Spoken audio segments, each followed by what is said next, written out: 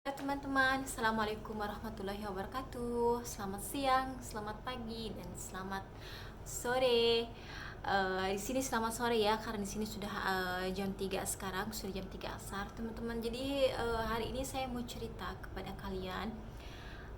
Jadi kan saya ini di sini tuh sudah ada selama 4 tahun ya di UAE ini. Jadi saya ini selama 4 tahun ya, pastilah kalian tahu kan, selama 4 tahun kita juga pasti kan setiap orang yang berantau ke luar negeri pasti dia itu mempunyai foto kenang-kenangan dari keluarganya begitu. Misalkan kalau nggak disimpan sama kalian di HV, di galeri pasti kan ada foto ibu, apakah ayah, anak gitu dan sebagiannya kan. Kalau saya dulu itu teman-teman, saya punya HP juga. Saya dulu waktu itu naruh foto-foto keluarga saya di galeri ya. Tapi waktu itu saya nggak tahu kenapa teman-teman. Sebelum saya pergi ke sini ke Imarat, saya itu mengeluarkan album. Jadi mengeluarkan album untuk mama saya, dan ada almarhum nenek saya, dan juga ada sebagian foto dari saya. Nggak tahu kenapa ya waktu itu saya bawa gitu ya ke sini,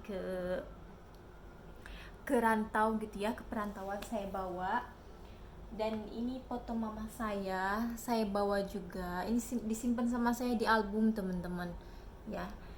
Dan waktu sebelum kita pindahan ke sini, ini pertama kali bener teman-teman ya. Selama saya di sini di Dubai ya, bekerja di sini. Selama saya di sini, saya baru pertama kali itu saya mimpi teman-teman. Pertama kali ya saya mimpiin mama saya gitu ya. Sebelum saya pindah ke rumah ini sih, sebelum waktu itu ya, terakhir saya di rumah yang lama gitu ya, di kontrakan yang lama itu, saya mimpi mama saya manggil nama saya. Biasanya kan mama saya kalau manggil saya manggil teteh kayak gitu ya, bilangnya katanya ya manggil kayak manggil teteh gitu ya, teh Ella gitu kan. Biasanya mama saya manggil saya itu teh Ella gitu. Nah, saya itu pas saya tidur, saya dari tidur itu langsung kebangun gitu teman-teman. Langsung kebangun, saya itu nggak ini, langsung kebangun dan langsung bicara gitu ya. Saya tuh langsung bicara. Saya bilang tuh ke suami saya, bilang saya bilang sayang, saya bilang, kamu udah berapa lama nggak pertama pas mimpi itu langsung saya tuh keinget mama. Saya bilang kayak gitu, dalam hati saya itu sampai sedih banget gitu ya. Mama, saya bilang kayak gitu karena mama saya manggil nama saya waktu itu di dalam mimpi saya gitu. Pokoknya teringat banget, sedih banget. Saya bilang, saya panggil mama kayak gitu. Terus saya bilang tuh ke suami saya, bilang sayang, sayang, saya bilang, kamu udah berapa lama nggak ketemu mama kamu? Dia bilang katanya hampir hampir 4 tahun gitu ya, 3 tahun 4 tahun lah kayak gitu. Karena dulunya dia juga kan mau pulang ya, mau ketemu sama ibunya di Saudi, tapi karena ada corona jadi nggak bisa gitu ya, karena ada halangan. Nah, begitu juga sama saya, karena saya sih bukan karena corona ya, karena mungkin kalian juga mengerti kan, kita itu kerja di sini demi siapa, pastikan demi keluarga. Saya belum apa namanya, saya belum ada berumah tangga gitu ya di negara saya. Intinya ya masih single gitu, tapi kan kita punya orang tua, punya adik-adik kayak gitu. Kita kan harus bantu secara keuangan, secara ekonomi harus bantu mereka kan. Jadi saya setiap bulan saya kirim uang kepada orang tua saya dan adik-adik saya. Dan begitu juga ya hari ini saya juga sama ngirim uang juga ke Indonesia. Emang sih nggak banyak ya uangnya, saya mengirim cuman 300 dirham, jadi 1 juta lebih lah kayak gitu. Ini juga kemarin, dan belum ada 1 bulan ya, belum ada 1 bulan udah nelpon lagi, katanya teteh, katanya saya mau, adik saya itu, teteh katanya saya mau kursus begini, katanya buat bayaran kursusnya itu. Ya udahlah, nggak apa-apa gitu ya. Nah begitu, kenapa saya itu nggak pulang teman-teman, bukannya saya nggak kangen sama orang tua ya, bukannya saya gimana gitu ya, karena apalah, bukan. Nah itu dia teman-teman ceritanya. Jadi kita itu ya bukannya kita nggak kangen ya sama orang tua, kenapa kita nggak pulang ke Indonesia. Mungkin kalian juga tahulah gimana gitu ya, yang namanya anak rantau, kita itu pantang ya, pantang pulang sebelum kita itu sukses ya kan. Dan setiap orang juga tahu gitu ya, apalagi keadaan saya seperti saya ya. Memang kan saya itu istilahnya saya kan single gitu ya, cuman saya juga punya banyak, apa namanya, punya banyak, punya tanggung jawab lah gitu ya, punya banyak tanggung jawab secara ekonomi gitu ya. Tanggung jawab orang tua saya, ada adik saya kayak gitu, dan adik saya juga masih sekolah kayak gitu. Dan orang tua saya memang, di kedua orang tua saya kan memang dari dulu ya, bapak saya kan sama ibu saya memang dari dulu lah udah berpisah ya, bapak saya sama ibu saya.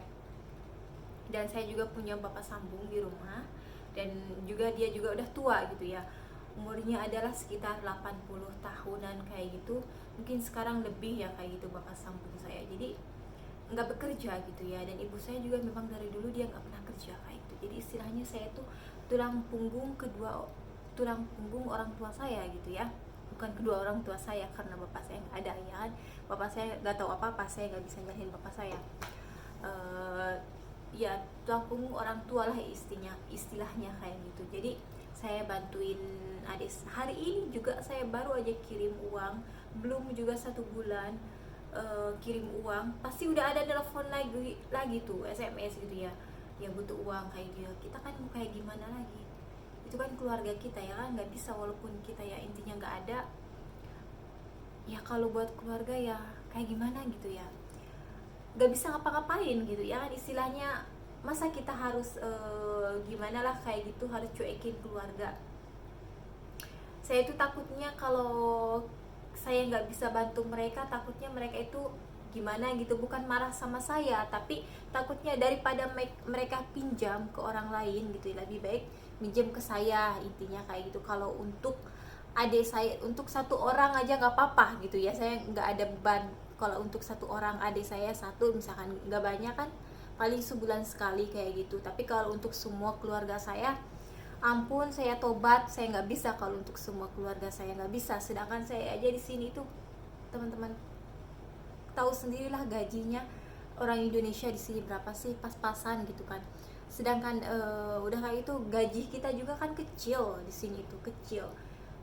Sedangkan di sini makanan juga masya Allah mahal banget teman-teman, mahal. Kalau bagi kita itu mahal ya, mungkin kalau bagi orang Imarat mungkin biasa aja bagi mereka, karena mereka gajinya mungkin 10.000, 15.000, 30.000 ke atas kayak gitu ya kan. Sedangkan kita kan, kita paling berapa gaji kita di sini, kecil gaji kita itu ya kayak gitu ya. Makanya kayak gitulah, makanya kenapa saya itu sampai sekarang saya itu belum pulang ke negara saya kayak gitu ya. Begitulah teman-teman, pasti kalian juga mengerti gitu ya, mengerti gimana perasaannya anak rantau teman-teman. Bukannya karena kita itu nggak pulang ke negara kita, bukannya karena nggak kangen sama orang tua gitu, apa namanya, bukannya karena kita itu nggak kangen sama orang tua, apa karena kita itu kehappyan di sini, bukan. Tapi karena keadaan kita itu belum cukup, jadi kita tuh belum cukup untuk kita pulang ke negara kita teman-teman, kayak gitu ya, kayak gitu teman-teman. Oke. Videonya tentang menceritakan hari ini gimana seputar, sebenarnya sedih banget teman-teman ya, sebenarnya sumpah banget sedih banget pas saya bangun. Saya tuh kayaknya tuh bukan bangun dari mimpi itu, kayaknya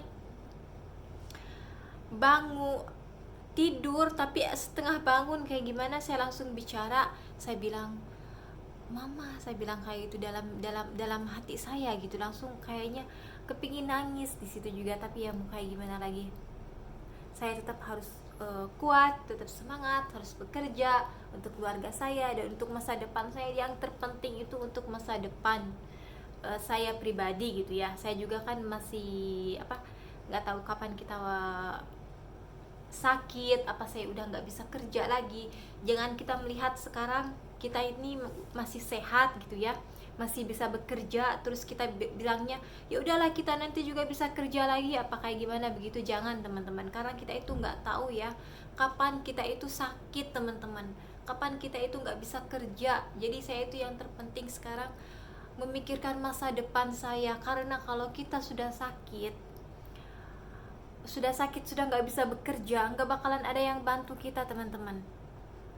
Apalah, intinya ya keluarga kita aja masih pas-pasan gitu. Sekarang aja mereka masih intinya masih minta dikirimin sama kita yang ada di luar negeri. Makanya saya itu yang terpenting kita tuh masa depan. Walaupun saya kangen sama orang tua saya, tetap saya tahan, tetap saya berjuang untuk masa depan saya, insya Allah. Segini saja dulu videonya dari saya, dan jangan bosan-bosan teman-teman ya. Semoga aja kalian jangan bosan ya teman-teman. Saya akan selalu semangat membuat video, insya Allah. Banyak-banyak teman, jadi kan kalau kita banyak teman banyak silaturahmi kayak gitu teman-teman. Oke, terima kasih banyak. Jangan lupa di subscribe, like, and comments. Dan terima kasih banyak. Salam dari saya, Ella Arifin. Assalamualaikum warahmatullahi wabarakatuh. Bye bye.